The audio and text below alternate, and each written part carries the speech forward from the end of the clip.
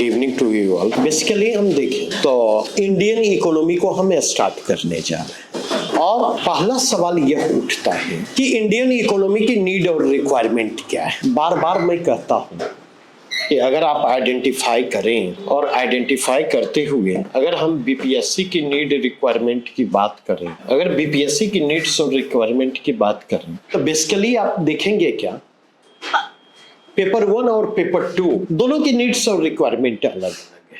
क्योंकि अगर आप गौर करें पेपर 1 जो है, पेपर 1 में अगर हम जाकर के देखें तो पेपर 1 के अंतर्गत 3 सेक्शन आते हैं। कौन कौन? Indian history and culture with Bihar वाला कंटेक्स्ट। दूसरा कंटेक्स्ट अगर यहाँ पर देखें तो दूसरा सेक्शन यहाँ पर क्या है, करेंट का सेक्शन है। नेशनल इंटरनेशनल, जब नेशनल आप करते तो पॉलिटी रिलेटेड करंट भी आ जाते, इकोनॉमी रिलेटेड करंट भी आ जाते, कई बार साइंस एंड टेक भी यहाँ पर टच करता है। और तीसरा DI, डाटा इंटरप्रिटेशन। नहीं, अब अगर हम देखें पेपर 2 की तरफ बढ़े तो पेपर 2 में हम जाकर के देखें इंडियन पॉलिटी सेक्शन है, इंडियन इकोनॉमी सेक्शन और साइंस एंड टेक सेक्शन। अब सवाल यह उठता, क्या पेपर 1 और पेपर 2 दोनों का मार्किंग पैटर्न एक ही तरह का है या दोनों के मार्किंग पैटर्न में अंतर है? कंपैरेटिवली अगर हम देखने की कोशिश करें तो पेपर 1 के हम मार्किंग पैटर्न की बात करें तो अपेक्षाकृत बेहतर दिखाई पड़ेगा, और पेपर 2 का मार्किंग पैटर्न अगर आप जाकर के देखें तो यहाँ पर क्या स्थिति दिखाई पड़ेगी, अपेक्षाकृत कमतर। और उन्हें एवरेज अगर बात करूं तो पेपर 1 में क्या मार्क्स जा रहे हैं अप्रॉक्स, उन्हें एवरेज क्या 1 मतलब ऐसे आप लोग बोल रहे हैं। पेपर 1 में अगर आप जाकर के देखें तो यहाँ पर जो एवरेज स्कोर आपको दिखाई पड़ेगा 160 प्लस माइनस, और क्या इन जनरल 160 प्लस माइनस की बात करते तो वो 150 से 170 के रेंज आ जाते हैं, और वो रेंज आपको 150 का रेंज इस बार भी आपको मिलेगा। थोड़ा समझे, थोड़े से फ्लैक्चुएशन के लिए स्पेस रहने दे, पूरी तरह से ऑब्जेक्टिविटी मत तलाशें उसमें। जब पूरी तरह से ऑब्जेक्टिविटी तलाशेंगे तो परेशानियां बढ़ जाएंगी। अब दूसरे कंटेक्स्ट में बात करें, अगर हम पेपर 2 के कंटेक्स्ट में बात करें तो पेपर 2 कहां जा रहा, क्योंकि आपके एक एक प्रश्न के उत्तर मिलेंगे अगर थोड़ा सा स्थिर होकर के, मोटा मोटी कह सकते।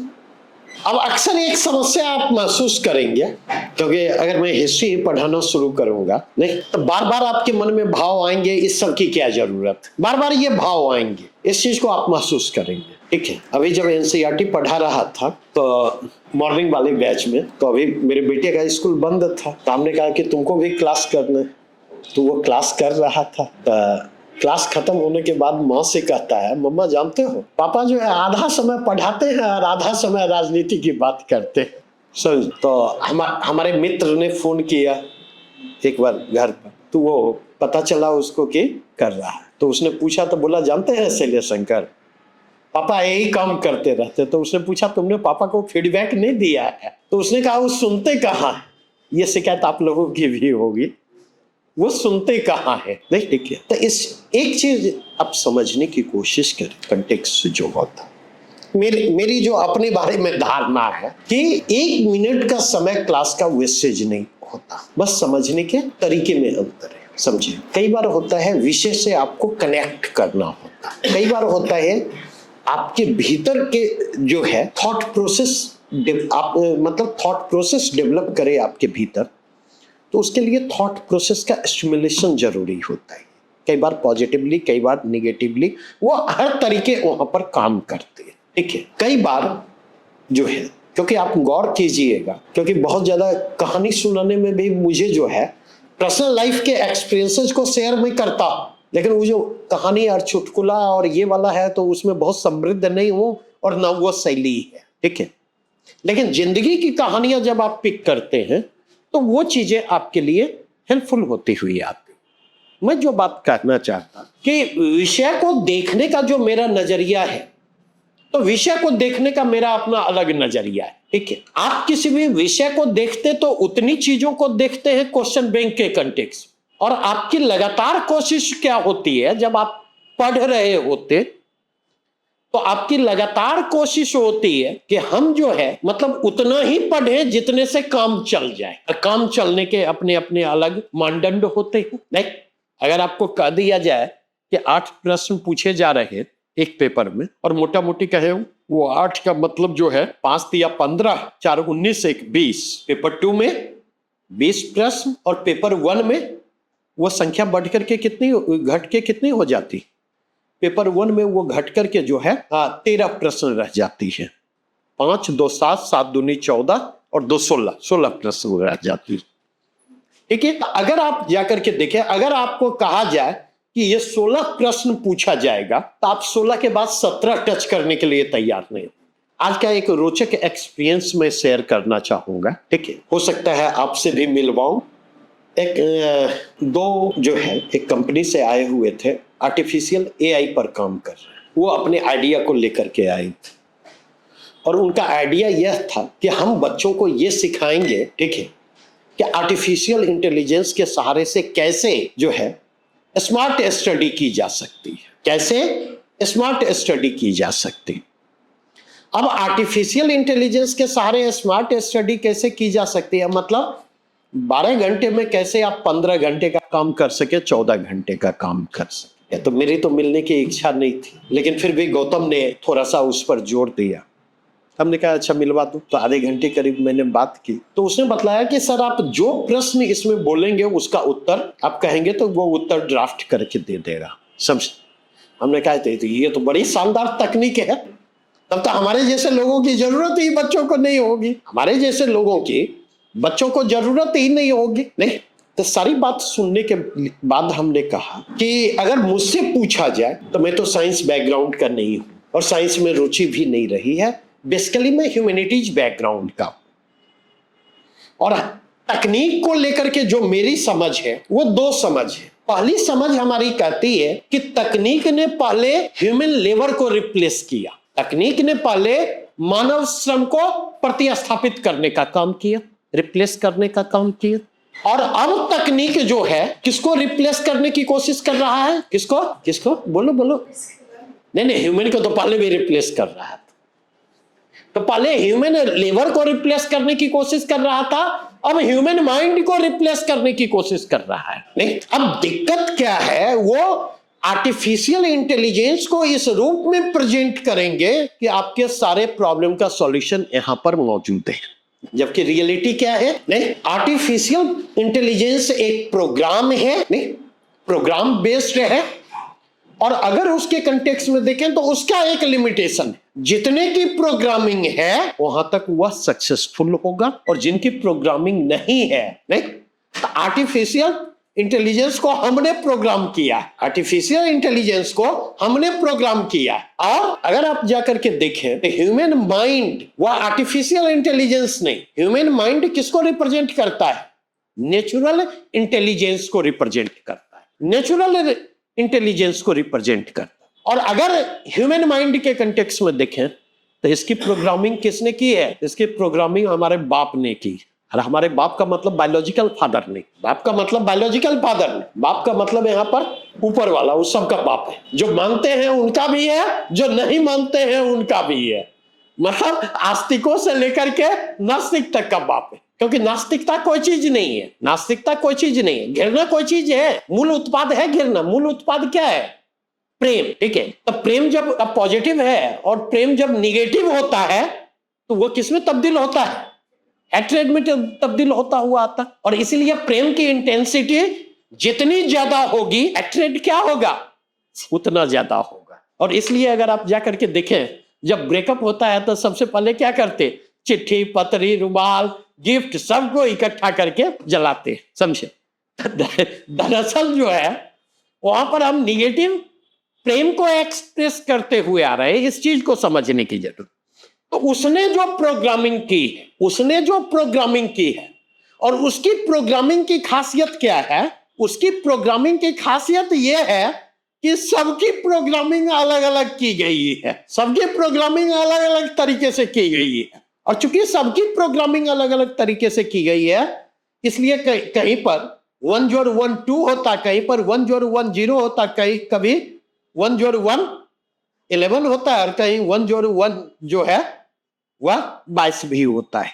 इस चीज को समझने की जरूरत। तो मेरा जो अपना कंसेप्ट, मेरी समझ जो कहती है, आप कह सकते हैं कि शायद टेक्नोलॉजी को लेकर के मैं निगेटिव हूं, you are free to conclude that, लेकिन मेरी अपनी जो समझ कहती है कि तकनीक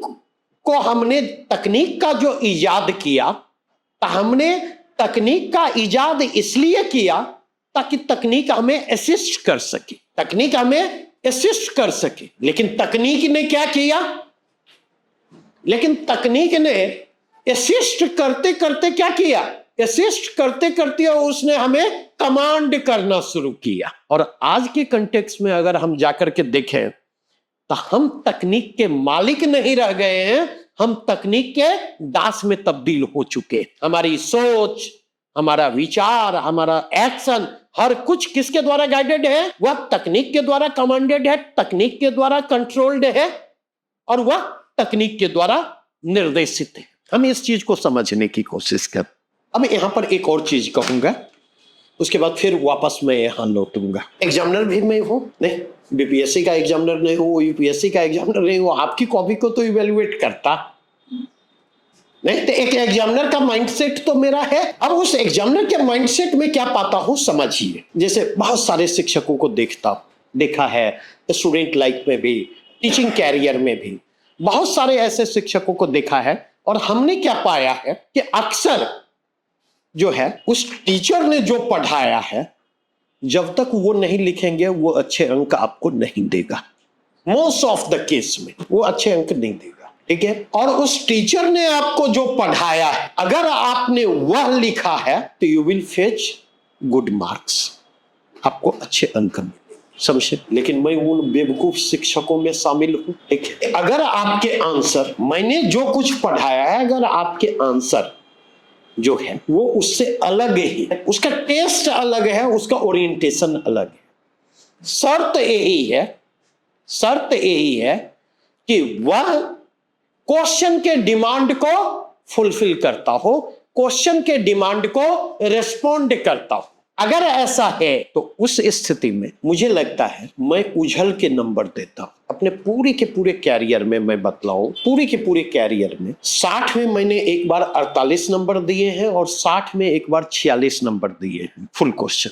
वो एक्सेप्शन की बात मैं कर रहा हूं, नहीं तो उतने नंबर मैंने 36-38 से ऊपर जाना मेरा मुश्किल है। और बिलीव करेंगे, ये जो नंबर दिए हैं, यूपीएससी में हिंदी लिटरेचर में 2 टॉपिक थे, एक महाभोज टॉपिक था और दूसरा टॉपिक एक आषाढ़ का एक दिन नाटक। तो उसमें कालिदास के चरित्र चित्रण पर आषाढ़ के एक दिन में प्रश्न था, उस पर हमने 48 दिए। और महाभोज में जो है राजनीतिक चेतना पर आधारित उपन्यास वाला जो डायमेंशन था कि राजनीतिक चेतना पर आधारित उपन्यास है या दलित चेतना पर आधारित उपन्यास है, उसमें हमने 46 नंबर दिए। और मैं बतला दूं आपको, दोनों प्रश्नों का कंक्लूजन मेरे कंक्लूजन के साथ कंफ्लिक्टिंग पोजीशन में था। मतलब यह कि उस बच्चे ने जो आंसर लिखा था वो मेरे कंक्लूजन को रिजेक्ट करता था और मेरे कंक्लूजन को रिजेक्ट करते हुए वो आंसर लिखा गया था। और उस आंसर में हमने 46 और 48 मार्क्स दिए। मुझे नहीं ध्यान है कि इक्का दुक्का बात 1-2 बार छोड़ के कभी मैंने 40 या 40 के प्लस गया, इन 2 इंस्टांसेज के अलावा। तो इसका मतलब क्या है, आप इस चीज को समझे। कई बार आपके प्रश्न होते नहीं कि हम मेंस दे रहे हैं, हम इंटरव्यू में आंसर कर रहे हैं, हम सरकार की आलोचना कैसे करें, कई बार आपके ये प्रश्न होते। तो वहां पर मेरा यही ओपिनियन होता, तो भजन कीर्तन कीजिए, आंसर में नंबर उसी से मिलेगा। तब अगर आपको लगता है भजन कीर्तन करने से नंबर मिलता तो आप भजन कीर्तन ही कीजिए, लेकिन नंबर उससे नहीं मिलेगा। क्योंकि अगर उससे नंबर मिलने वाला होता तो कम से कम मैं उन 2 प्रश्नों पर 46 और 48 मार्क्स नहीं देता, ये मैं कह सकता। तो मैटर ये नहीं करता व्हाट योर ओपिनियन इज।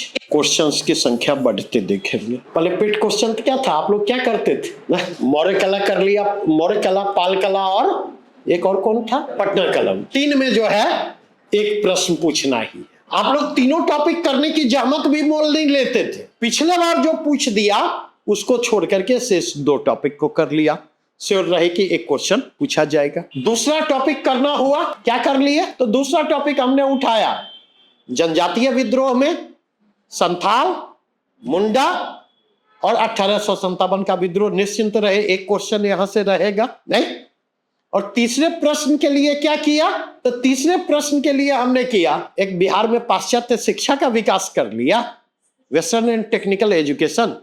दूसरा पृथक प्रांत के रूप में बिहार कर लिया, और तीसरा गांधी फेज पर। निश्चिंत रहे, 3 क्वेश्चन तो इतने में हो जाएंगे। यही ना अप्रोच है, और आज भी लोग इस अप्रोच को छोड़ने के लिए तैयार नहीं।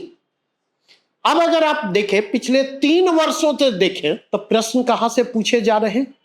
पहले अगर आप जाकर के देखें तो आप यह पाएंगे 1870 से 20 के बीच, 70 के बीच केवल एक टॉपिक से कभी प्रश्न पूछ दिए गए, बंग भंग। अदरवाइज प्रश्न नेशनल मूवमेंट से नहीं होते थे। और अगर पिछले 3 वर्षों से देखें, नेशनल मूवमेंट का जो अर्ली स्टेज है, नेशनल मूवमेंट का जो इमरजेंस है, वहां से प्रश्न उठा करके लगातार पूछे जा रहे। इस बार अगर आप जाकर के देखें तो नेशनल मूवमेंट के अर्ली स्टेज पर ही नहीं रुका गया, एक स्टेप आगे बढ़ाया गया और वहां आगे दिशा में बढ़ने की दिशा में पाल है। ये इंडिकेट करता है कि आगे वहां से भी, ठीक है, सेकेंड स्टेज से भी प्रश्न उठा करके पूछे जाएंगे। तो इसका मतलब यह है कि बीपीएससी सिलेबस को रिडिफाइन कर रही है। सिलेबस भी रिडिफाइंड हो रहा है, सिलेबस का विस्तार हो रहा है, सिलेबस का विस्तार हो रहा है। और जो ट्रेडिशनल टॉपिक है आज के कंटेक्स्ट में अगर आप जाकर के देखें, अगर संथाल पर प्रश्न पूछे जा रहे हैं, अगर मुंडा पर प्रश्न पूछे जा रहे, अगर 57 पर प्रश्न पूछे जा रहे, तो ट्रेडिशनली कारण, महत्व और परिणाम पर प्रश्न नहीं पूछे जा रहे। अब आपसे उम्मीद की जाती है कि एक उसकी ट्राइबल मूवमेंट की एक होलिस्टिक अंडरस्टैंडिंग आपके पास, और अगर ट्राइबल मूवमेंट की आपके पास होलिस्टिक अंडरस्टैंडिंग है तो आप उसके साथ जस्टिस, ऐसे प्रश्नों के साथ जस्टिस करने की स्थिति में होंगे, नहीं है नहीं करने की स्थिति में होंगे। आज आपसे एक्सपेक्ट किया जाता कि उस होलिस्टिक अंडरस्टैंडिंग के साथ साथ बिहार में जो पीजेंट मूवमेंट है, बिहार में जो ट्राइबल मूवमेंट का ट्रेडिशन है, उस ट्रेडिशन से भी आप परिचित हो, ये एक्सपेक्ट आपसे किया जाता है। अगर उस ट्रेडिशन से परिचित नहीं है तो आप रिस्पॉन्ड करने की स्थिति में नहीं होइएगा। इस चीज को समझिए। आज के कंटेक्स्ट में जाकर के देखें, पाल कला, मौर्य कला, पटना कला, प्रश्न वहां से पूछे जा रहे हैं, ठीक है। संथाल और मुंडा विद्रोह शॉर्ट नोट्स के टॉपिक में तब्दील हो चुके हैं। अब 8 पर प्रश्न क्या पूछा जा रहा है? टेम्पल आर्ट पर प्रश्न पूछा जा रहा है, केव आर्ट पर प्रश्न उठा करके पूछा जा रहा है। नहीं तो सिलेबस वहां पर रिडिफाइंड हो रहा है ना। अब अगर आप देखें प्रश्न के ओरिएंटेशन को देखें तो अब स्ट्रेट प्रश्न ना पूछ करके ऐसे प्रश्न पूछे जा रहे हैं जिन प्रश्नों को रिस्पॉन्ड करना तब तक संभव नहीं है जब तक अंडरस्टैंडिंग आपकी डेवलप नहीं है, तब तक आप उन प्रश्नों को रिस्पॉन्ड करना आपके लिए तब तक संभव नहीं होगा जब तक आपके अप्रोचेज डेवलप्ड नहीं है। तो उस अंडरस्टैंडिंग, उस अप्रोचेज को आपको डेवलप करना होगा, तब तो आप उसके साथ जस्टिस करने की स्थिति में होंगे। और अगर ऐसा नहीं है तो आप उसको जस्टिस करने की स्थिति में नहीं। इसका मतलब यह कि हिस्ट्री सेक्शन में प्रश्नों की जो सिलेबस के दायरे का विस्तार हो रहा और ट्रेडिशनल टॉपिक पर सिलेबस को जो रिडिफाइन करने की कोशिश चल रही है, and at the same time straight प्रश्नों की बजाय एप्लीकेशन और अंडरस्टैंडिंग बेस्ड प्रश्नों की ओर जो ओरिएंटेशन बढ़ा है, उस ओरिएंटेशन के कारण क्या हो रहा है? उस ओरिएंटेशन के कारण अब देखिए यहां पर भी मार्किंग प्रभावित हो रही है। एक बात स्पष्ट हुई। और आगे भी प्रश्न रिडिफाइंड होंगे, निश्चिंत रहे, क्योंकि प्रश्नों की संख्या बढ़ी है, प्रश्नों की संख्या बढ़ी है। और वो लगा, मतलब अब अगर आप जाकर के देखिए, पहले 3 प्रश्न आपको लिखने होते थे, आज के डेट में हिस्ट्री सेक्शन में आपको 7 प्रश्न लिखने। पहले 4 प्रश्न पूछे जाते थे, बाद में प्रश्नों की संख्या बढ़ा के 6 किया गया, 6 में 2 शॉर्ट नोट्स डाले गए, 7 किया गया। अब वहां से 5 और 4 9 प्रश्न पूछे जा रहे। पहले 6 में 3 लिखने होते थे, अब 9 में 7 लिखने होते, विकल्प सीमित हुए। इस चीज को समझ। अब हम आ जाए दूसरा, यहाँ करेंट सेक्शन है। करेंट सेक्शन को लेकर के आपका अप्रोच क्या होता? करेंट तो सालों भर पढ़ते नहीं है, करेंट में चुटका नोट्स के भरोसे होते। जबकि अगर आप देखें तो करेंट सेक्शन में ट्रेंड्स में देखें वेरिएशंस आपको दिखाई पड़ेंगे। जैसे अगर मैं गलत नहीं हूं तो पिछले 2 वर्षों से देखें करंट सेक्शन में साइंस एंड टेक से रिलेटेड प्रश्नों को भी डाला जा रहा है। ठीक है, अगर आप देखें तो इनिशियली कभी पता चला करंट सेक्शन में इकोनॉमी रिलेटेड करंट का वेटेज बढ़ जा रहा है, कभी पता चला पॉलिटी रिलेटेड करंट का वेटेज बढ़ता चला जा रहा है, कभी आप करंट सेक्शन में जाकर के देखेंगे तो आईआर का वेटेज बढ़ता दिखाई पड़ रहा है।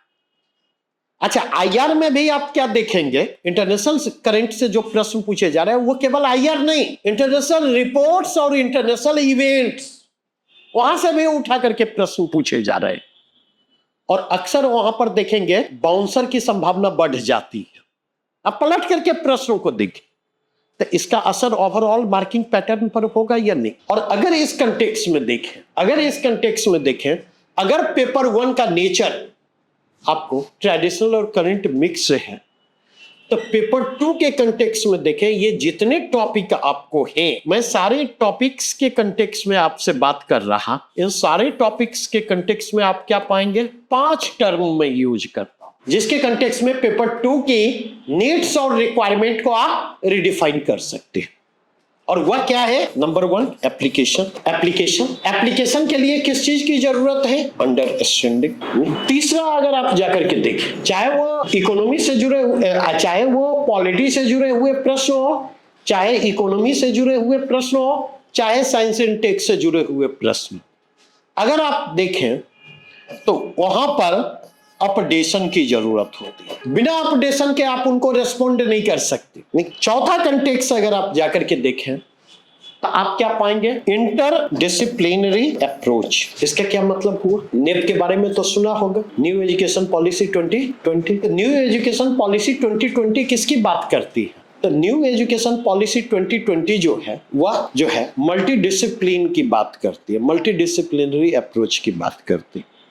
आप लोग जब ग्रेजुएशन में पढ़ रहे थे, क्या आपके पास विकल्प था कि आप जो है बीए ऑनर्स में एडमिशन लें और फिजिक्स सब्जेक्ट रख सकें, या फिजिक्स वाले को ये था कि कॉमर्स के किसी सब्जेक्ट को रख सके, या ह्यूमैनिटीज के किसी सब्जेक्ट को रख सके, हिस्ट्री रख सके, नहीं। लेकिन अभी के कंटेक्स्ट में देखें तो अभी के कंटेक्स्ट में ये विकल्प है या नहीं है। न्यू एजुकेशन पॉलिसी 2020 क्या कहती है, नहीं, बच्चा किसी भी स्ट्रीम में हो, इतनी फ्लेक्सिबिलिटी होनी चाहिए कि वो जो विषय पढ़ना चाहे वो विषय उन्हें ऑफर किया जा सके। अब ये बात अलग है कि अभी तक जो हमारा स्ट्रीम बेस्ड अप्रोच रहा कि साइंस के बच्चे को साइंस पढ़ाया जाएगा, आर्ट्स के बच्चे को आर्ट्स पढ़ाया जाएगा, कॉमर्स के बच्चे को कॉमर्स पढ़ाया जाएगा, तो इस अप्रोच में फैकल्टी की जो नीड रिक्वायरमेंट है हम उसको पूरा करने की स्थिति में नहीं है। और जब इसके कंटेक्स्ट में हम फैकल्टी की नीड रिक्वायरमेंट को पूरा करने की स्थिति में नहीं है तो पता चला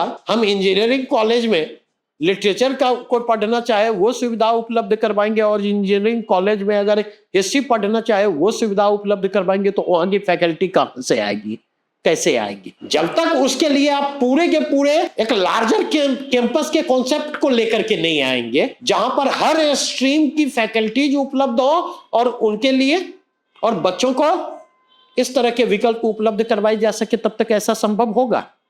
और अगर ऐसा होगा तो क्या आपको नहीं लगता कि एक समस्या और उभर करके आएगी। एक अंग्रेजी का प्रोवर्ब है, jack of all trade but master of none. हम लोग जब स्कूल में थे, एक बड़े विद्वान टीचर थे हम लोगों के स्कूल में, और मतलब मुझे लगता है साइंस और मैथ के लिए इलाके के नामी टीचर थे, ठीक है। लेकिन उनकी खासियत क्या थी, तो उनकी खासियत यह थी कि रिकॉर्ड नहीं था कि उनका सिलेबस कभी समाप्त हो। क्यों, तो उनके यहाँ बच्चे जब पढ़ने जाते थे तो फिजिक्स पढ़ाना शुरू किया, तो एक सप्ताह 10 दिन फिजिक्स चला, फिर उनके मूड में आया आज कुछ तूफानी करते हैं, तो उन्होंने ज्योग्राफी पढ़ाना शुरू किया, 10 दिन ज्योग्राफी चला, फिर उन्होंने अंग्रेजी पढ़ाना शुरू किया। बातें समझ रहे हैं, और वाकई विद्वान टीचर थे। अब इसके कारण समस्या क्या हुई, इतने मोर्चे खोल दिए। कई बार आप लोग भी करते हैं, दरोगा में भी दौड़ गए ना, बीपीएससी में भी दौड़ गए, टीआरई में भी दौड़ गए, नहीं पता चला दरोगा का एग्जाम दिए, नहीं तो रोक लिए अब कि अभी जो है इंस्टॉलमेंट रोक देते हैं, कहीं दरोगा में हो गया तो फंस जाएंगे, नहीं तो कई तरह के कैलकुलेशन चलते हैं। जब नहीं होता है, मतलब आप इस चीज को समझे, पैसे की अहमियत आपके लिए टाइम की अहमियत से ज्यादा है। लगता है कुछ मिल जाए, भागते भूत की लंगोटी सही, कहावत सुनी है ना, समझे।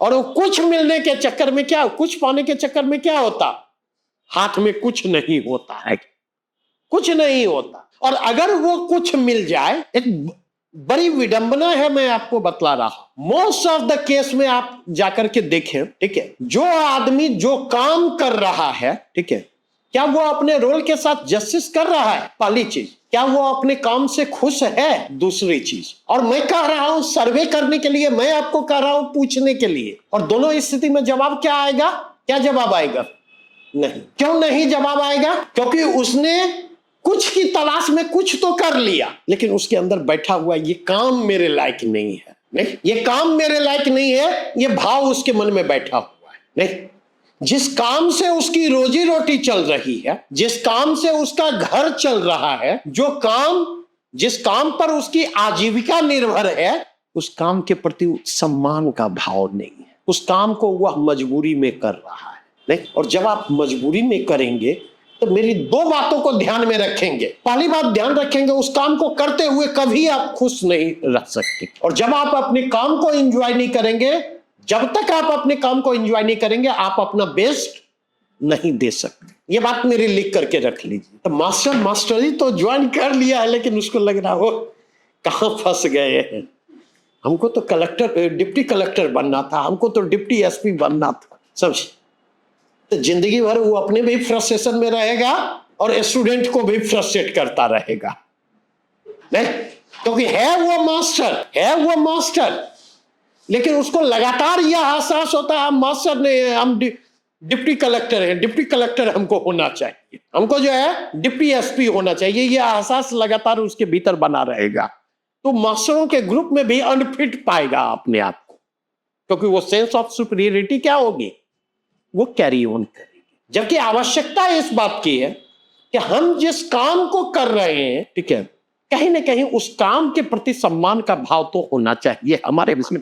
कहीं ना कहीं उस काम को हमें एंजॉय करना चाहिए। आज ही एक बच्ची आई, उस बच्ची ने मुझसे पूछा कि क्या आपको लग रहा है मेरा हो जाएगा। अरे ये बड़ा कॉमन प्रश्न है। तो हमने बोला ये मेरे लिए सबसे डिफिकल्ट प्रश्न होगा कोई अगर ये पूछे, और उसका रटाया जवाब मेरा होता है, तुमको क्या लग रहा है हो जाएगा। अगर तुमको लग रहा है कि हो जाएगा तो मुझे भी लगेगा हो जाएगा तुम्हारा। और अगर तुम्ही को नहीं लग रहा है हो जाएगा तो हमें कहां से लगेगा। अगर मैं पढ़ा रहा हूं और बार बार मैं कहूं कि पता नहीं बीपीएससी कहां से प्रश्न पूछ देती है, पता नहीं बीपीएससी क्या पूछ देगी, अगर मैं इस चीज को लेकर कॉन्फिडेंट नहीं रहूं कि मैं जो पढ़ा रहा हूं डायरेक्टली इनडायरेक्टली प्रश्न यहीं से पूछे जाएंगे, अगर मैं कॉन्फिडेंट नहीं रहूं तो क्या आपको लगता है आप जो पढ़ने वाले हैं उनमें कॉन्फिडेंस पैदा होगा। तो जब मैं कॉन्फिडेंट नहीं हूं, जब मैं अपने अप्रोचेज पर भरोसा करने के लिए तैयार नहीं हूं, तो मैं आपसे कैसे उम्मीद करूं कि आप मेरे अप्रोचेज पर भरोसा करें। तो हमेशा मेरी एक बात ध्यान रखें, क्योंकि विषय इकोनॉमी से शुरू होगा। तो हमारे गुरुजी जो थे इकोनॉमिक्स में, एक पेपर हम लोगों के मैट्रिक में हुआ करता था, 2 पेपर होता था, क्योंकि हम लोगों के समय जो है 75 नंबर के 2 पेपर होते थे इकोनॉमिक्स के, समझे। तो इकोनॉमिक्स, पूरे इकोनॉमिक्स को हम उनकी उसी 2 परिभाषा के आलोक में उसकी व्याख्या करते। पहली परिभाषा उनकी थी, मनुष्य की इच्छाएं अनंत हैं लेकिन उसकी पूर्ति के साधन सीमित हैं। Desires are unlimited but resources for fulfilling those desires are limited. और इकोनॉमिक्स की जितनी फिलॉसफी है वो इसी के बीच अनलिमिटेड डिजायर और लिमिटेड इसी पर बेस्ड हो। इस चीज को समझ। तो इसका मतलब क्या हुआ, मतलब तो समझना होगा। नहीं तो इसी को अगर ध्यान हो, शेरो शायरी में रुचि हो, तो हम कहते हैं हर किसी को मुकम्मल जहां नहीं मिलता, किसी को जमीन तो किसी को आसमान नहीं मिलता। हर किसी को मुकम्मल जहां नहीं मिलता, किसी को जमीन तो किसी को आसमान नहीं, है ना। क्या सौरभ जी, अब सवाल यह उठता है, जैसे आप देखेंगे ना, जब पहले बच्चे की शादी जब लोग कर रहे होते, चाहे बेटे की शादी करे या बेटी की शादी करे, ठीक है, तो पहले बच्चे की जब शादी कर रहे होते, समझे, तो उनको हर कुछ परफेक्ट चाहिए होता है। नहीं, जैसे अब आप लोग हैं नहीं, तो लड़कियों को लड़का कैसे चाहिए? नहीं, माल कमाने वाला चाहिए, जबरदस्त वो चाहिए, क्योंकि बिना माल के तो शान शौकत वाली जिंदगी नहीं जी जा सकती, लग्जरियस लाइफ नहीं जिया जा सकती। क्या चंदा चाहिए? दूसरी चीज क्या चाहिए? नहीं, तो दूसरी चीज चाहिए कि उसके पास पर्याप्त समय भी होना चाहिए। नहीं, क्या आज बोले कि शिमला चलना है तो चलिए, चलो, कल ऊटी चलना है तो चलो ना, अब पोर्ट ब्लेयर चलना है तो चलो। नहीं, और तीसरा, इन दोनों क्वालिटी के बाद जो है लड़का ओबीडिएंट भी चाहिए, समझे, भी चाहिए। और ओबीडिएंट की परिभाषा क्या है? जो तुमको हो पसंद वो बात करेंगे, और तुम दिन को अगर रात कहो तो रात कहेंगे। नहीं, जैसे आप लोग हैं तब धीरे धीरे ये महसूस होता होगा कि अपने दम पर घर नहीं चला सकते। महसूस होता है या अभी भी ये गलतफहमी है कि अपने दम पर घर चला लेंगे? नहीं नहीं, अगर रियलिस्टिक है तो आपको लगेगा कि जिंदगी की जो अपेक्षाएं हैं एक आदमी की कमाई से पूरी नहीं हो सकती। नहीं, इसके लिए अब लड़की क्या चाहिए? वर्किंग चाहिए। नहीं, तो एक वर्किंग लड़की चाहिए। ठीक है, अपने हिंदी में ना बोल पाते हो, नहीं, अपनी हालत हरिया के पेना वाली है वो, लेकिन लड़की मिल्की व्हाइट चाहिए और फर्राटेदार अंग्रेजी बोलने वाली। और तीसरी चीज, प्रेमचंद का एक उपन्यास है गोदान, तो उसमें मिस्टर मेहता है, तो वो कहते हैं कि मुझे तो पत्नी के रूप में ऐसी स्त्री चाहिए, ठीक है, जिसके सामने किसी दूसरी स्त्री को प्यार भी करूं तो उसमें ईर्ष्या का भाव ना पैदा हो, और अगर मैं उसे मार भी डालूं तो प्रतिहिंसा का भाव ना पैदा हो। नहीं, ठीक है, अब दोनों तरफ मैं कहता हूं, ऐसी सोच जिनकी भी हो, मैं दो बातें कहूंगा, एक ऑल द बेस्ट, और दूसरा ईश्वर आपकी रक्षा करे। तो ये जो बात मैंने कही, तो पहले बच्चे की जब शादी करते हैं, या पहली, चाहे वो बेटा हो या बेटी हो, तो आप देखेंगे बहुत काट छांट होती है, समझे। जब मेरी शादी हो गई तो मेरे साले ने एक बार कहा कि जानते हैं सर्वेश जी, जब आपकी शादी हो गई तो मेरे पिताजी के बारे में उनको लगा कि हम कौशल सिंह को ठग लिए, और हमारे पिताजी को लगा रामबली बाबू को ठग लिए, और शादी के कुछ दिन बाद दोनों को लगा कि तो हम लोग ठगा गए, समझे। तो ये जो फीलिंग है ये कॉमन फीलिंग है, और इस कॉमन फीलिंग के मूल में मौजूद क्या है? Unrealistic approach, unrealistic desire. क्योंकि हर किसी को मुकम्मल नहीं जहां नहीं मिलता, तो आपको प्राथमिकता निर्धारित करती है, कहां पर एक आंख दाबनी है ये आपको निर्धारित करना होता, और बिना आंख दाबे संबंध नहीं हो सकते। अगर इकोनॉमी के कंटेक्स्ट में देखें तो डिजायर तो अनलिमिटेड है, लेकिन हमें यह निर्धारित करना होता कि कौन सी प्राथमिकताएं, कौन से डिजायर हमारे लिए प्राथमिक है जहां पर हम समझौता नहीं कर सकते, और कौन से डिजायर हमारे लिए सेकेंडरी हैं और टर्शियरी हैं, जो पूरे हुए तो ठीक है, नहीं भी पूरे हुए तो उनके बिना काम चल सकता है। इतनी बातें स्पष्ट हुई या नहीं?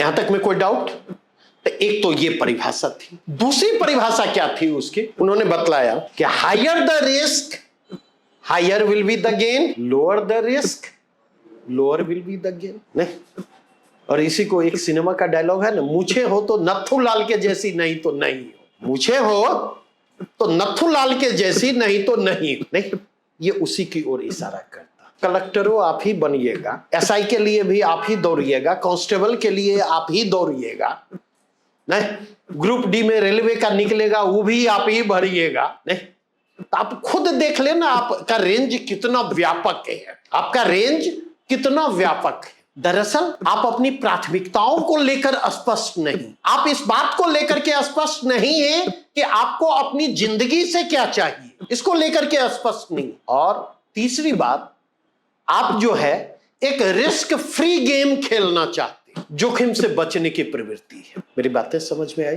अब यहां आग लग जाए, अभी ऐसा होगा नहीं समझे, लेकिन एक सिचुएशन इमेजिन कर, यहां आग लग जाए तो कोशिश क्या होगी? भागने की नहीं होगी। तो भागने की कोशिश कई तरीके से होगी। एक सीढ़ी वाला रास्ता है, मान लीजिए सीढ़ी वाले रास्ते में रिस्क है, दो विकल्प है, या तो खिड़की से छलांग लगावे नहीं, और दूसरा है जल के मर जाए। नहीं, तो रिस्क लेंगे तभी बचने की संभावना, मरना तो ऐसे भी है, लेकिन एक छलांग लगाने में एक संभावना है। आज यही बात मैं समझा रहा था किसी को, मैंने यही चीज कहा, ठीक है, कि जीतता या हारता कौन है? जो प्रयास करता है, जो एफर्ट लेता है। जो हार के डर से एफर्ट नहीं लेता वो तो ऑलरेडी हारा हुआ है, उसकी हार तो निश्चित है, उसके जीत हार की संभावना नहीं है, ना जीत की संभावना है ना हार की संभावना, क्योंकि वो हारा हुआ है। तो इसका मतलब क्या है? हार या जीत किसकी होगी? जो प्रयास करेगा। तो वो प्रयास तो आपको करने होंगे। तो मैंने जो बात कही थी, पहला एप्लीकेशन, दूसरा अंडरस्टैंडिंग, तीसरा अपडेशन, चौथा इंटरडिसिप्लिनरी अप्रोच। मतलब यह कि यहां जो प्रश्न पूछे गए हैं उन प्रश्नों का संबंध किसी एक विषय से नहीं जुड़ता, बल्कि वे प्रश्न कई विषयों के आयामों को छूते हैं। अगर वे प्रश्न पॉलिटी में पूछे जा रहे हैं तो पॉलिटी में प्रश्न पूछे जा रहे, तो कहीं पर वो फिलोसफिकल डायमेंशन को टच करेंगे, फिलॉसफी के डायमेंशन को टच करेंगे। अगर पॉलिटी में पूछे जा रहे तो कहीं पर वो सोशियोलॉजिकल पर्सपेक्टिव को टच करेंगे। इकोनॉमी में पूछे जा रहे तो कभी वो ज्योग्राफी को टच करेंगे। इकोनॉमी में पूछे जा रहे तो कभी वे प्रश्न जो है आपको इकोलॉजी इन्वायरमेंट को टच करेंगे। इकोनॉमी में पूछे जा रहे तो कई बार वो प्रश्न जो है सोशियोलॉजिकल डायमेंशन को कवर करेंगे। साइंस एंड टेक में पूछे जा रहे तो वो केवल साइंस एंड टेक के डायमेंशन से रिलेटेड नहीं होते, वे कभी इकोलॉजी इन्वायरमेंट को टच करेंगे, वो कभी नेशनल चैलेंजेज को, इमर्जिंग नेशनल चैलेंजेज को टच करेंगे, वो कभी इकोनॉमिक डायमेंशन को कवर करेंगे। तो इसका मतलब यह है कि नॉर्मली हम जो पढ़ते हैं या ट्रेडिशनली हम जो पढ़ते हैं, तो हम क्या करते हैं? हम करते यह है कि हमने अपने दिमाग को डिफरेंट खानों में डिवाइड कर दिया, कई ब्लॉक हमने क्रिएट कर रखे, ठीक है, और जब जरूरत होती तो उसी पर्टिकुलर ब्लॉक को हम क्या करते? टच करने की कोशिश करते, जबकि होना क्या चाहिए? नहीं, ठीक है, ब्लॉक से हम पिक कर रहे हैं चीजों को, ब्लॉक से हम चीजों को पिक कर रहे हैं, नहीं, लेकिन पिक करने की प्रक्रिया उस ब्लॉक के दायरे में सिमट करके रहे कोई जरूरी है? किसी चीज को हम पढ़ रहे हैं पॉलिटी में, तो पढ़ने के क्रम में उसके सोशियोलॉजिकल पर्सपेक्टिव को भी ध्यान में रख सकते, उसके फिलोसफिकल पर्सपेक्टिव को भी ध्यान में रख सकते, पॉलिटिकल थ्योरी से जुड़े हुए पहलुओं को हम टच कर सकते या नहीं कर सकते। और अगर हम ऐसा करते हैं तो जिस इंटरडिसिप्लिनरी अप्रोच की बात कर रहा, जब इकोनॉमी को हम पिक कर रहे होते तो इकोनॉमी को पढ़ने के क्रम में उसके ज्योग्राफिकल डायमेंशन को भी हम देखें। जब हम इकोनॉमी को पढ़ रहे होते तो उसके सोशियोलॉजिकल पर्सपेक्टिव को भी हम देखें। जब इकोनॉमी को पढ़ रहे तो इकोलॉजिकल और इन्वायरमेंटल पर्सपेक्टिव को भी हम साथ में लेके चले। जब इकोनॉमी को पढ़ रहे हैं तो हम साइंस एंड टेक वाले पर्सपेक्टिव को भी साथ लेकर के चले, और यही चीजें साइंस एंड टेक करते हुए। तो अगर हम ऐसा करते तो इसके लिए हमें क्या करना होगा? अपना दिमाग खोलना होगा, उस टॉपिक के दायरे तक सीमित नहीं रहना होगा, बल्कि उस टॉपिक को, उस टॉपिक और विषय, उन दोनों के दायरे से बाहर निकल करके सोचना होगा। जब उनके दायरे से बाहर निकल करके हम सोचेंगे तो हम उस टॉपिक के साथ जस्टिस कर पाने की स्थिति में होंगे। बातें स्पष्ट हुई। और पांचवा बिंदु अगर आप जाकर के देखें तो एक और पैटर्न यहां पर दिखेगा आपको। वह क्या है? तो आप देखेंगे बिहार स्पेसिफिक अप्रोच।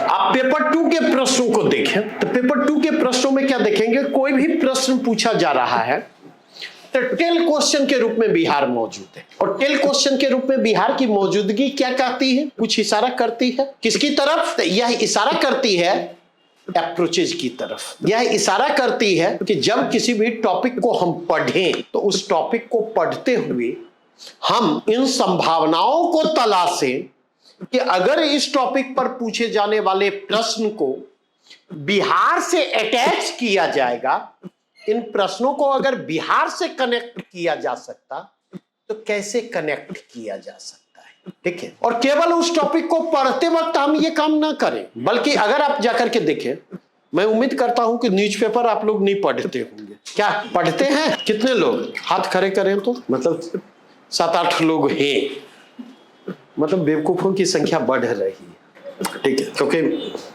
वो आर्टिफिशियल इंटेलिजेंस वाला हमको समझाया कि सर मान लीजिए 300 पेज की बुक है, तो 300 पेज तो काम का नहीं होगा, तो उसको कहिएगा तो वो पूरा जिस्ट आपको बतला देगा। आदमी 300 पेज पढ़ने से बच जाएगा। तो मुझे याद आया कि आर्टिफिशियल इंटेलिजेंस के क्या फायदे हैं, तो वही फायदे हैं जो दिल्ली यूनिवर्सिटी में हम लोग करते थे। सिनेमा देखें ना देखें, सिनेमा का रिव्यू जरूर पढ़ते थे, ठीक है। बुक पढ़े या ना पढ़े, एक कल्चर था, बुक का रिव्यू आदमी जरूर पढ़ता था, ठीक है।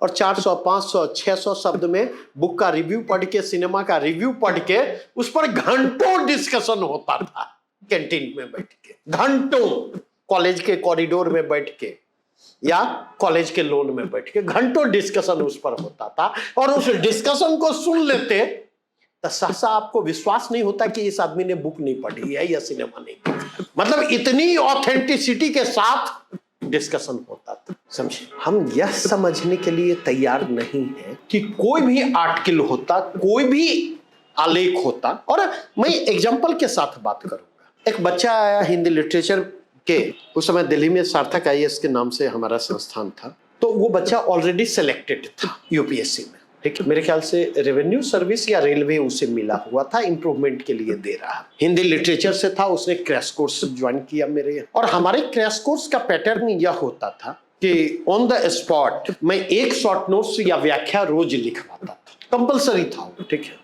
तो मैंने देखा वो बच्चा अच्छा लिख रहा है, समझे, तो उसको हमने ऑब्जर्वेशन में ले लिया, ICU जिसको कहते हैं, इंटेंसिव केयर यूनिट, समझे। कुछ संदेह पैदा हुआ मेरे मन में, तो ऑब्जर्वेशन में हमने ले लिया। 3-4 दिन के बाद वो घर आ गया, ठीक है। तो हमने उससे पूछा कि तुम क्लास के बाद मुझसे मिलना आए। हमने बोला ये बतलाओ, इस प्रश्न के आंसर में तुमने ये लिखा है एक टर्म, क्या मतलब है इसका? तो सर नहीं पता क्या मतलब है। हमने कहा जब तुमको पता नहीं है तो तुमने लिखा कैसे, ठीक है।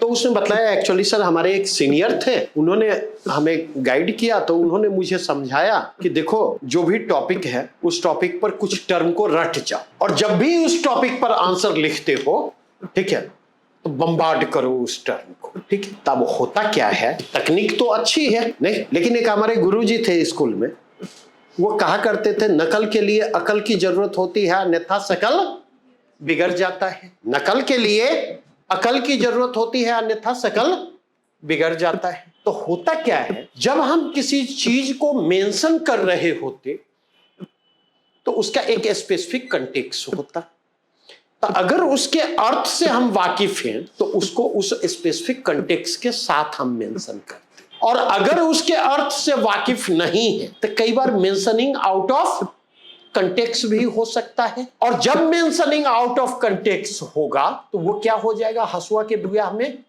खुरपी का गीत नहीं। और वहां पर जब आप धरे जाते हैं तो पकड़ाने की संभावना क्या होती है। तो इस बात को समझने की कोशिश करें, इस कंटेक्स्ट को समझने की कोशिश करें। तो ये जो है, ठीक है, शॉर्टकट लेकर के, ठीक है, तो ऐसा नहीं कि अगर ये विकल्प है कि या तो हम देखें ही नहीं या देखें पूरा देखें, इससे ना देखने से तो बेहतर विकल्प है ना कि कहीं शॉर्ट में अगर कुछ मिल जाता है और अगर कहीं उसका इस्तेमाल कर सके पासिंग रेफरेंस के रूप में तो ठीक है, नहीं, लेकिन वो रिप्लेसमेंट नहीं हो सकता। इस बात को रुक करके समझने की जरूरत है। और इसके माध्यम से मैं बतलाना चाहता कि ये जो चीजें हैं पेपर 2 में डोमिनेंट है, इतनी चीजें पेपर 1 में डोमिनेंट नहीं है। और इसीलिए पेपर 1 और पेपर 2 दोनों का मार्किंग पैटर्न क्या है, दोनों के मार्किंग पैटर्न को देखें, अलग अलग है। यहां तक बातें समझ में आई? कोई डाउट है यहां तक में किसी प्रकार का कोई प्रश्न तो बढ़ सकता हूं यहां से। 2-3 चीज फिर मैं कह रहा, क्योंकि एग्जामिनेशन कब है, जनवरी 1st वीक में, ठीक है। अभी भी आपके पास एटलीस्ट 8.5 महीने का समय है, और अभी भी इतना समय है कि इस समय का अगर आप प्रभावी तरीके से इस्तेमाल करें, प्रभावी तरीके से इस्तेमाल करना होगा, ठीक है। तो उस स्थिति में जो अपडेशन की नीड और रिक्वायरमेंट है उसको आप बेहतर तरीके से पूरा कर सकते हैं। और अगर आप अपडेशन की नीड और रिक्वायरमेंट को इफेक्टिव तरीके से पूरा करेंगे तो मेरी बात ध्यान रखिएगा, अंडरस्टैंडिंग भी डेवलप होगी, एप्लीकेशन भी डेवलप होगा और इंटरडिसिप्लिनरी अप्रोच भी डेवलप होगा। तीनों चीजें डेवलप होंगी। कोई भी नोट्स आप पढ़ ले, कोई भी आप किताब पढ़ लें, लेकिन अगर जीएस में आप बेहतर करना चाहते और जीएस में आप अपने आंसर को डिफरेंट करना चाहते, अपने आंसर में क्वालिटेटिव डिफरेंस को आप इंश्योर करना चाहते, तो उसके लिए आपको क्या करना होगा? उसके लिए आपको उसमें जितना हेल्पफुल न्यूज़पेपर होगा, कोई दूसरी चीज उतनी हेल्पफुल नहीं हो सकती, कोई दूसरी चीज। क्योंकि जैसे एक छोटी सी बात मैं कहता हूं, अभी ही अगर आप देखेंगे न्यूज़पेपर को पलटे, इलेक्शन रिलेटेड न्यूज भरे पड़े मिलेंगे, ठीक है। अब इलेक्शन रिलेटेड न्यूज अगर भरे पड़े मिलेंगे तो इंडियन पॉलिटिकल सिस्टम पर जो है उस पर अभी अगले 2 महीने तक आर्टिकल आएंगे, ठीक है। सेकुलरिज्म और कम्युनलिज्म को लेकर के जो डिबेट है इस पर आपको अभी लगातार आर्टिकल आएंगे। मॉडल कोड ऑफ कंडक्ट पर लगातार आर्टिकल आएंगे। ईवीएम पर, चूंकि मसला अभी सुप्रीम कोर्ट में भी है, ईवीएम और वीवीपैट, उस पर अभी लगातार आर्टिकल आएंगे। इलेक्शन कमीशन की न्यूट्रलिटी, इलेक्शन कमीशन के इंडिपेंडेंस, इलेक्शन कमीशन की इम्पार्शियलिटी पर लगातार चीजें आएंगी। बॉन्ड स्कीम पर लगातार चीजें आएंगी। नहीं, आइडेंटिटी पॉलिटिक्स पर लगातार चीजें आएंगी। पर्सनालिटी सेंट्रिक पॉलिटिक्स पर लगातार चीजें आएंगी। डायनेस्टिक पॉलिटिक्स पर लगातार चीजें आएंगी। पॉलिटिकल इंक्लूजन या इंक्लूसिव पॉलिटिक्स पर लगातार चीजें आएंगी। आएंगी या नहीं आएंगी? नहीं। तो अगर अच्छा, जितनी इंडियन पॉलिटिकल सिस्टम की बात की और इलेक्टोरल सिस्टम की जो मैंने आपके साथ बात की, अच्छा अगेन कुछ और चीजों को जोड़ ले। रोल ऑफ मनी पावर, इस पर लगातार चीजें आएंगी। रोल ऑफ मसल पावर, धनबल की भूमिका, बाहुबल की भूमिका पर लगातार चीजें आएंगी। नहीं, अगर आप जाकर के देखें languages of political discourse, languages of political discourse, इस पर लगातार चीजें आएंगी, लगातार चीजें आनी, समझे। अब अगर इसके कंटेक्स्ट में देखें, आज का एक छोटा सा इंसिडेंस बतलाता हूं। एक हमारे मित्र विंग कमांडर रह चुके हैं और अभी रिटायरमेंट लिया है। उम्र में हमसे मुझे लगता 2-3 साल छोटे होंगे या एटलीस्ट 2 साल तो होंगे ही। तो संयोग से उन्होंने कुछ जो है अपने फेसबुक पर एक वीडियो अपलोड किया, वोट की चोट टाइटल उसको दिया, समझे। तो वो वीडियो अपलोड हुआ, उन पर अटैक शुरू हुआ, ठीक है। उन पर अटैक शुरू हुआ तो कुछ लोग इनबॉक्स जाकर के जान से मारने की धमकी उनकी भी दी। कुछ लोगों ने प्रश्न उठाया तो उन्होंने यही कहा कि मैंने इतने साल सेना में नौकरी की है और हमें ये समझाने की आप कोशिश मत करें कि पुलवामा में क्या हुआ और कहाँ क्या हुआ, क्योंकि उस समय मैं वार रूम में मौजूद था और अगर इस मसले पर बात करनी हो तो आप पर्सनली आकर के हमसे बात कर सकते। उसके बाद अटैक और तेज हो गया। अब इस चीज को हम समझने की कोशिश करें। एक बड़ी समस्या क्या है, हमने मान लिया है कि अंतिम सत्य हमारे पास ही है, समझे। और बड़ी अच्छी बात कही जाती है, समझे। वह है कि ज्ञानी व्यक्ति जो है हमेशा संदेह से घिरा होता है, अपने ज्ञान को लेकर उसमें हमेशा संदेह का भाव होता है, वह आशंकित रहता है, ठीक है। और जो मूर्ख व्यक्ति होते हैं उनमें आत्मविश्वास का चरम होता दिखता है, लबालब दिखाई पड़ेंगे और उनका आत्मविश्वास छलकता दिखाई पड़ता है, ठीक है। तो इस चीज को समझने की कोशिश करें। लर्निंग के लिए फ्लेक्सिबिलिटी जरूरी है, समझे। और जब तक जीवन की अंतिम डोर आपके हाथों में है तब तक सीखने की संभावना मौजूद है। विस्तार करें न, इस 2 महीने को शिद्दत के साथ एंजॉय करें न, कर सकते या नहीं कर सकते। और क्या तब आपको लगता है इलेक्टोरल पॉलिटिक्स से लेकर Indian political system, Indian electoral system, social justice का जो और आइडेंटिटी पॉलिटिक्स का जो डिस्कोर्स है, इंक्लूसिव पॉलिटिक्स का जो डिस्कोर्स है, जेंडर पॉलिटिक्स का जो डिस्कोर्स है, सेकुलरिज्म और कम्युनलिज्म की जो पॉलिटिक्स है उसका जो डिस्कोर्स है, क्या आपको लगता है जो कंप्रिहेंसिव समझ विकसित होगी वो समझ किसी किताब पढ़ करके विकसित हो सकती है क्या, या वो समझ कोई टीचर विकसित कर सकता? क्योंकि इसमें से हर मसले पर आपको 10 से 15 आलेख आपको मिलने जा रहे हैं अगले 2 महीने, और वो 10 से 15 आलेख जो होंगे वो किनके द्वारा लिखे गए हैं? वे आलेख उनके द्वारा लिखे गए हैं जो उस पर्टिकुलर टॉपिक पर एक्सपर्टाइज जिनके पास है, इंटेंसिव रिसर्च जिनके पास है, जिनका हुआ कोर एरिया ऑफ स्पेशलाइजेशन है। ठीक है, किसी बुक को पढ़ेंगे तो उसमें एक ऑथर के व्यू से, एक ऑथर के ओपिनियन से आप रूबरू होंगे, ऐसा है या नहीं? नहीं। तो ये कनेक्ट करने का तरीका है, इसके माध्यम से बड़ी आसानी से आप क्या कर सकते, कनेक्ट कर सकते। लेकिन ये चीजें कब होंगी? जब आपकी राजनीति में रुचि होगी। वहां पर आपने राजनीति को एक टूल में तब्दील कर लिया, लर्निंग टूल में तब्दील कर लिया। उस कनेक्ट का इस्तेमाल आपने अपने को इनरिच करने के लिए किया, उस कनेक्ट का इस्तेमाल आपने अपने आप को अपडेट करने के लिए किया, उस कनेक्ट का इस्तेमाल आपने अपने आप को रिव्यू करने के लिए किया। बातें ये स्पष्ट हुई या नहीं? हाँ, वो पेपर हिंदी वाला नहीं होगा, ये ध्यान रखिएगा, समझे? जनसत्ता, सॉरी, दैनिक जागरण और भास्कर और प्रभात खबर और उसमें, समझे? ठीक है, ठीक है। तो उसको जब पढ़िएगा तो हेडलाइन में वही दिखेगा कि यह मुस्लिम लीग का घोषणा पत्र है, समझे?